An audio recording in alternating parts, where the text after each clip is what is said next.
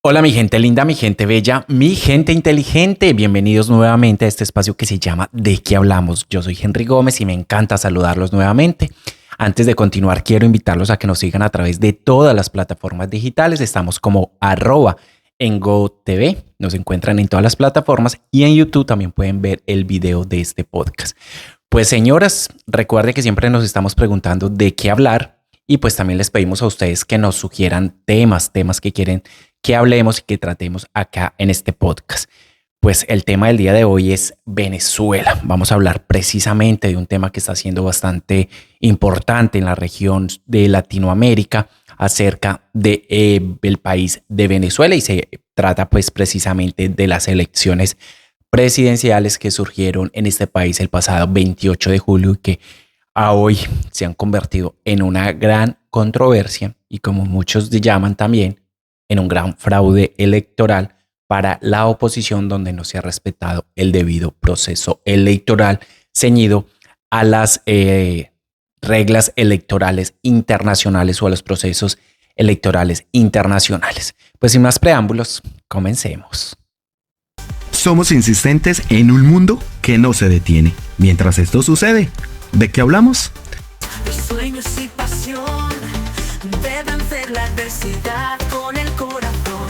Historias que impulsan a nunca renunciar. ¿De qué hablamos? Te ponemos a soñar. ¿De qué hablamos? Historias reales, gente real. Bueno, como ya les mencionaba, el tema de hoy es Venezuela. ¿Cuál es la noticia? Pues precisamente es que si hubieron elecciones presidenciales en Venezuela el pasado 28 de julio, donde 2 de los 10 candidatos que habían eran los favoritos para ganar las elecciones presidenciales, entre ellos el actual presidente del régimen Nicolás Maduro y por la oposición Edmundo González Urrutia. Pues estos dos son los principales actores de este entramado electoral, llamémoslo así, que participaron el 28 de julio, donde todos los venezolanos salieron a votar en una votación masiva que ambos han reconocido como nunca antes vista en Venezuela, tanto por la oposición como por el régimen de Nicolás Maduro. Esa es entonces la noticia que sucedió el pasado 28 de agosto. Pero vamos a un contexto de por qué surgieron estas elecciones y por qué hay una controversia con ellos.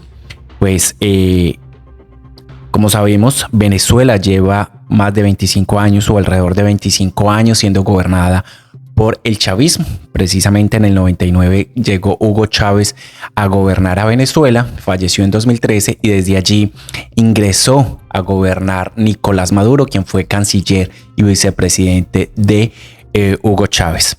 Debido a todo este proceso, pues la represión que ya había mostrado de una u otra forma Hugo Chávez se agudizó o se profundizó con la llegada de Nicolás Maduro y se empezaron a mostrar caras de dictadura.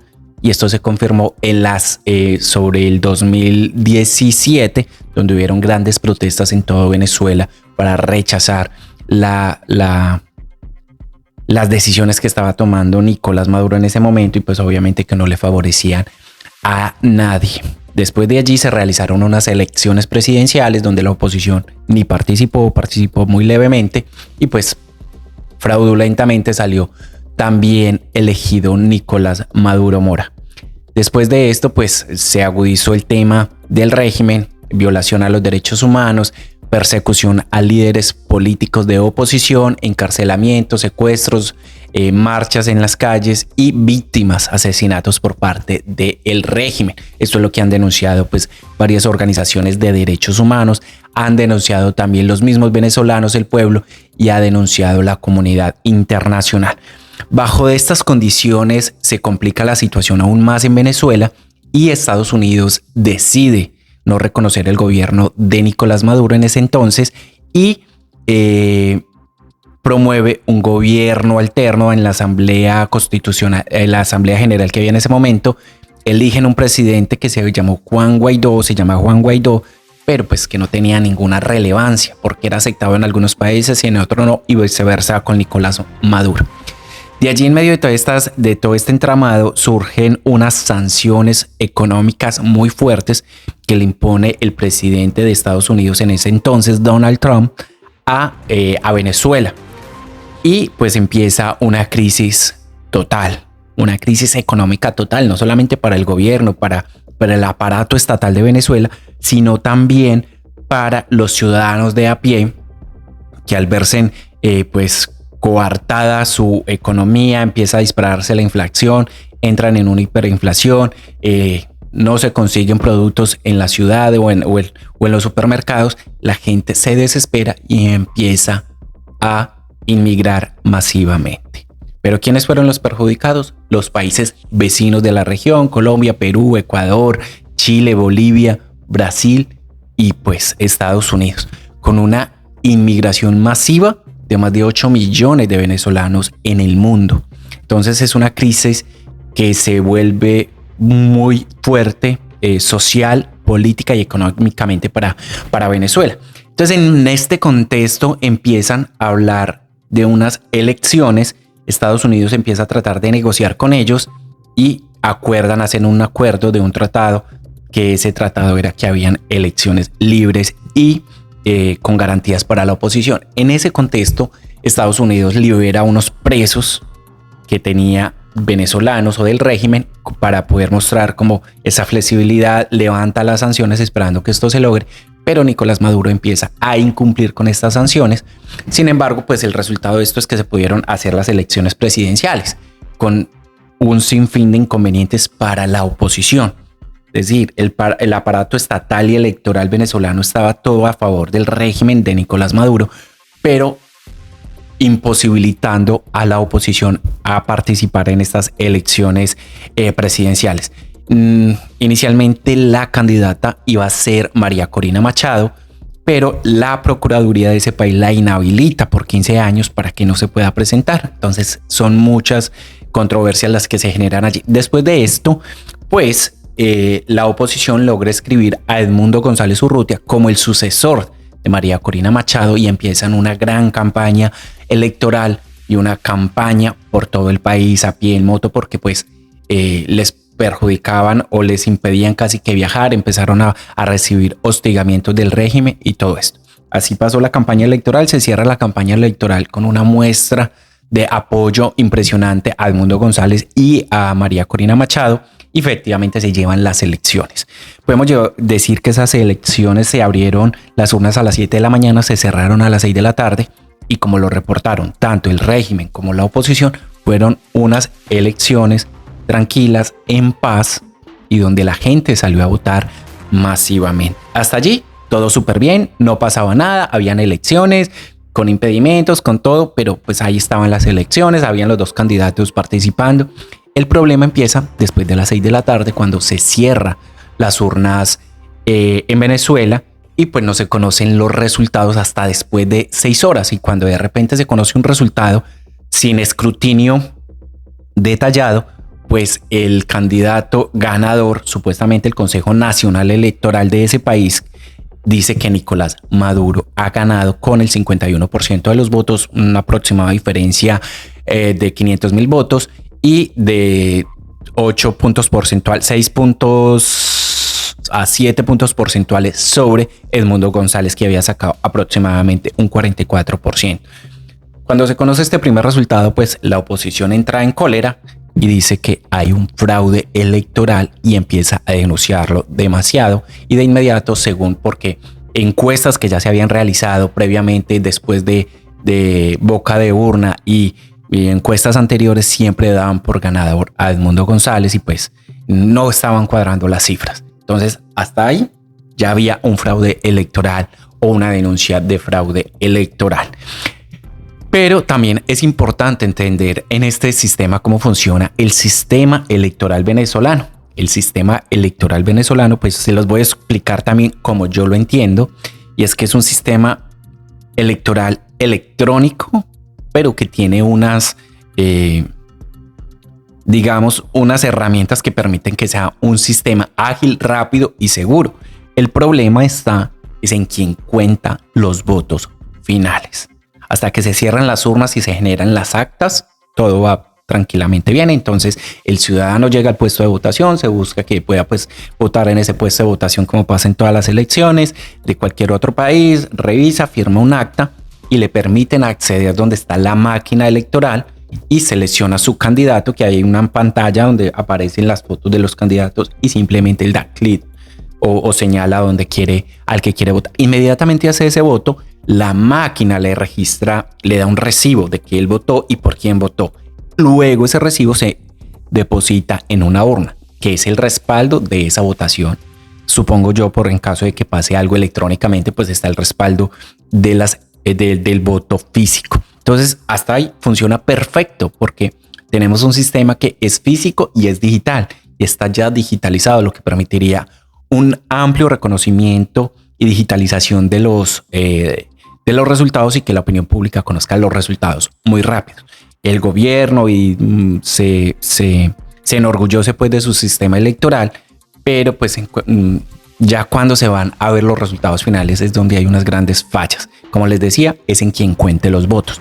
Cuando ya vamos a mirar en quién cuenta los votos, al final se cierran las urnas, hacen una validación de los votos digitales más los votos físicos y estos deben coincidir. Al coincidir deben sacar un acta que debe ser firmada por todos los testigos, por parte de los testigos de los partidos políticos y de las personas del Consejo Nacional Electoral.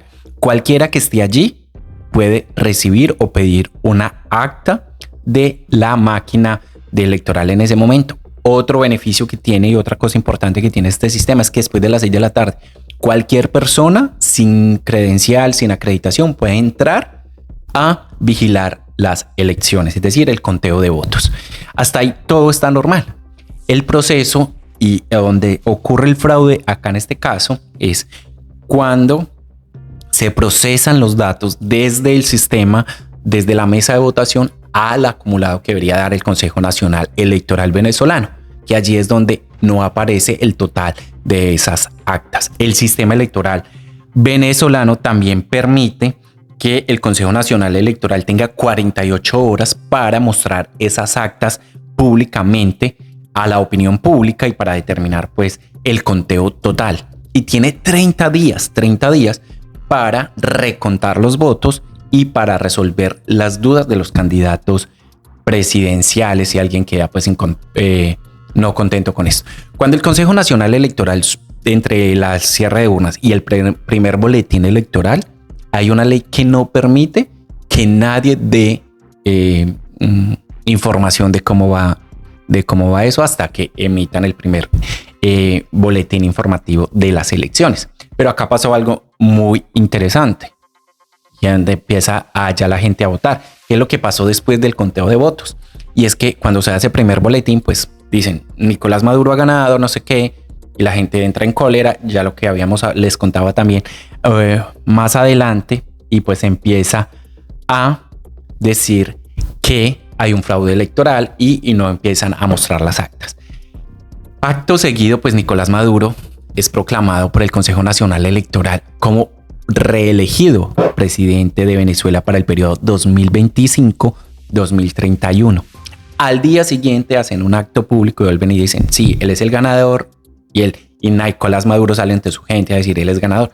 Pero por otro lado sale la oposición y diga, un momentico, muéstreme en las actas, yo tengo las actas, las copias que recibí en las urnas, en las mesas, y esto me está mostrando otra situación muy diferente. Él no es el ganador, nosotros somos los ganadores, y en ese momento tenían un 40% de las actas recolectadas que habían recogido sus testigos electorales.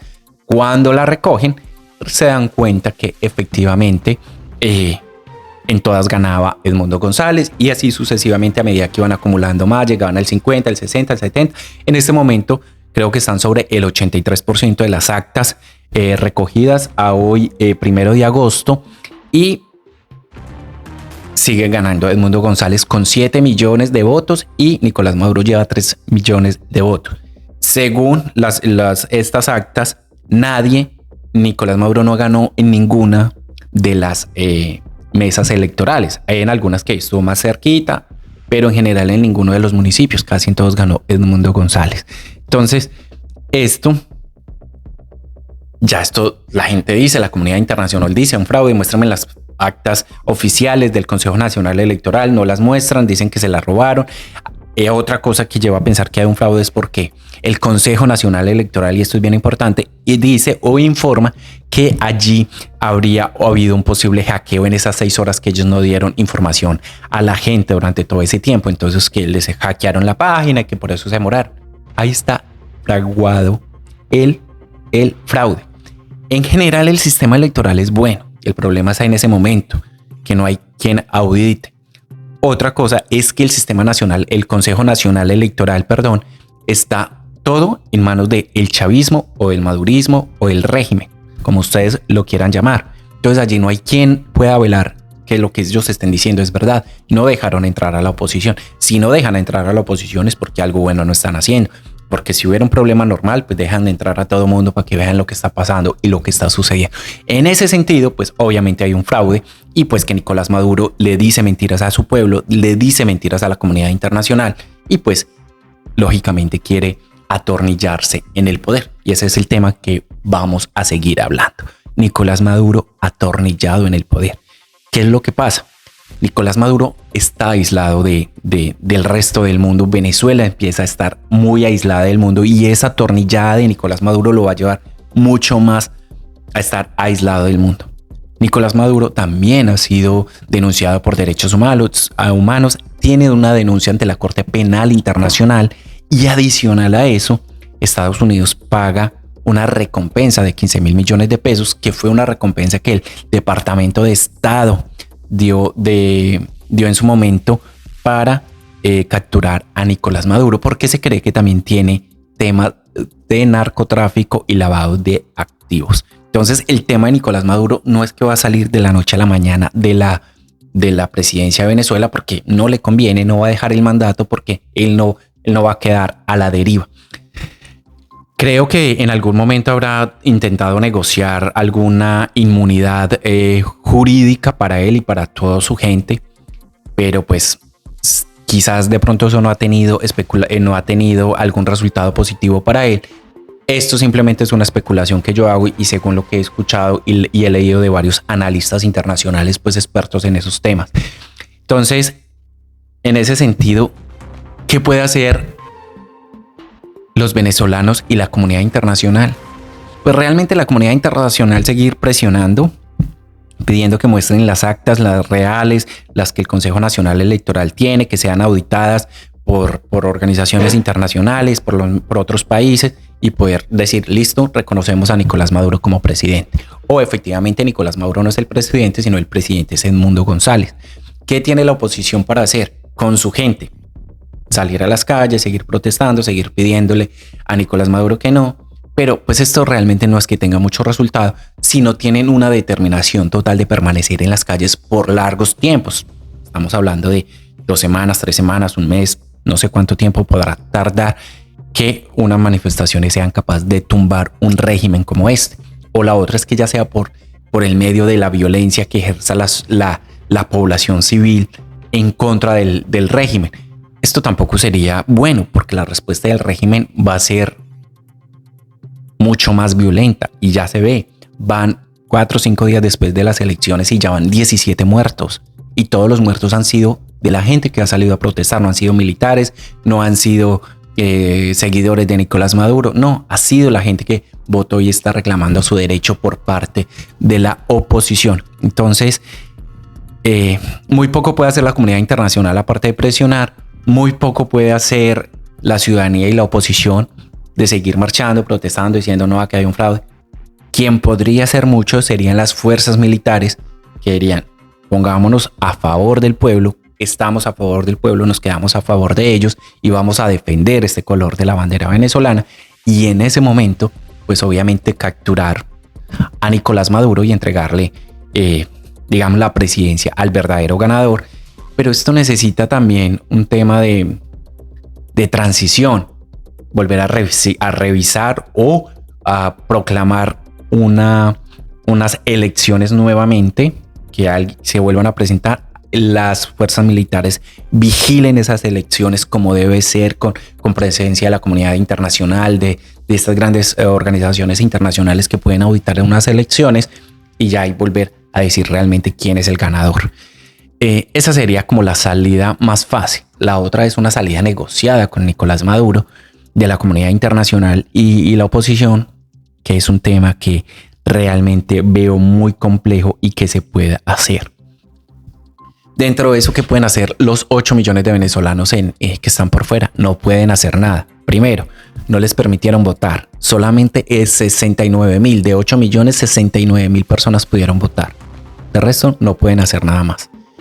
Seguir protestando, seguir llamando a que apoyen a su país, a que no los dejen solos, a que la comunidad internacional rechace lo que está pasando allí, pero no pueden hacer nada más. Y tampoco pueden llamar a su gente, a la que todavía está, y esto es una opinión muy personal y que también habrán algunas diferencias, pero tampoco pueden llamar a la gente, a su familia que está allá, que se vaya a las calles a protestar, porque los están metiendo en la boca del lobo. Sí, señores, en la boca del lobo, porque el régimen no va a tener compasión de matarlos, secuestrarlos o desaparecerlos, como ya se ha visto en protestas anteriores. Claro, y aquí va de pronto un comentario que es incorrectamente político, pero cuando ya estás por fuera, pues ver la corrida desde la tribuna es muy fácil, pero no correrla. Y en ese sentido yo hago un llamado a los venezolanos a sigan apoyando a su país, sigan apoyando como que se salga ese régimen, pero pues tengan mucho cuidado con esa incitación al odio, a la violencia, porque pues sus familiares también están allí y siguen esperando. Y si ustedes hacen eso, pues ¿por qué no se quedaron en Venezuela entonces peleando como incitan muchas veces a través de las redes sociales a hacerlo? Entonces, esto es una situación bien grave, bien compleja, política, económica y social que se atraviesa Venezuela en este momento. Y les digo que económicamente va a tener unas repercusiones muy importantes y socialmente mucho más, porque va a iniciar una nueva migración de venezolanos por todo el mundo. Ya lo habían dicho que si Nicolás Maduro salía por ahí, otro 25% de la población venezolana estaría por fuera. O sea, estaríamos hablando casi de unos 18 millones de personas venezolanas terminarían fuera de su país. Esto tiene unas consecuencias, obviamente, de que Maduro siga en el gobierno, y es que, ya se los decía, la migración, crisis económica, política y social más agudizada, pero los países de la región como Colombia sobre todo, que comparte una frontera bien larga con Venezuela, pues va a tener unas dificultades bien grandes para recibir esta migración masiva que se podrá generar. Y ya nos pasó en 2017, 18, 19, que veíamos cantidad de personas venezolanas a pie, caminando largas horas, días, noches, en buses, en camiones, movilizando para salir de Venezuela y buscar pues una vida mejor. Y obviamente no está mal, porque nadie se puede morir de hambre. Entonces es una de las grandes consecuencias para los países de la región. Más violencia también, porque el hambre lleva a la violencia. Ya lo hemos visto también. Temas de inseguridad se han aumentado en América Latina después de que empezó esta gran migración de venezolanos. Aparte de eso, pues ya sabemos que también surgieron unas bandas de crimen transnacional. Entonces los países se tienen que articular muy bien, el resto de países, para lograr contener esta crisis, lograr negociar y sacar una buena negociación con el régimen de Maduro para evitar todas estas circunstancias. Pero ahorita hablábamos de qué puede hacer la comunidad internacional, pero qué pueden hacer los vecinos. Ayer precisamente se llevaba una reunión en la Asamblea General de Naciones Unidas de organizaciones de Estados americanos, y donde buscaban votar para sacar una resolución en contra de Venezuela y que buscara mostrar los resultados. Una resolución de buena fe, digámoslo así, pero que desde mi punto de vista no tiene ningún sentido. ¿Qué es lo que pasa? Porque Nicolás Maduro se ha ido saliendo de todos estos organismos internacionales, y se salió desde 2019. Entonces, una resolución que ellos hagan no va a tener mucho efecto.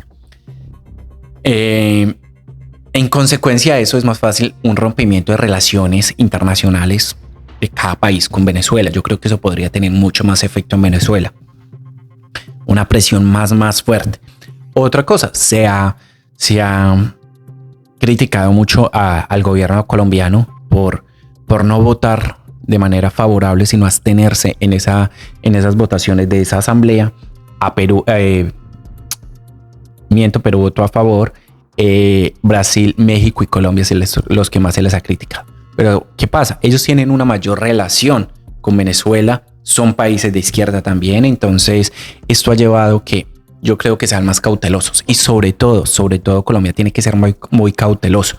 Muchos critican que es que Petro es amigo de Maduro y entonces que lo va a proteger, que va de una u otra forma a decir o a validar el fraude que Nicolás Maduro hizo. Esto sería grave y sería el acabose, pero yo estoy pensando diplomáticamente en que está haciendo las cosas de una manera tranquila para no entrar en una confrontación con Nicolás Maduro y dejar alguna puerta de negociación. Eso es lo que yo quisiera ver y creo que lo que la gente quiere ver, esa mesita, esa ventanita abierta para una negociación, porque a Colombia no le conviene una confrontación con el régimen y pues temas políticos y económicos que los dos países sufren, porque lo que pasa en Venezuela realmente le tiene que importar a Colombia y viceversa.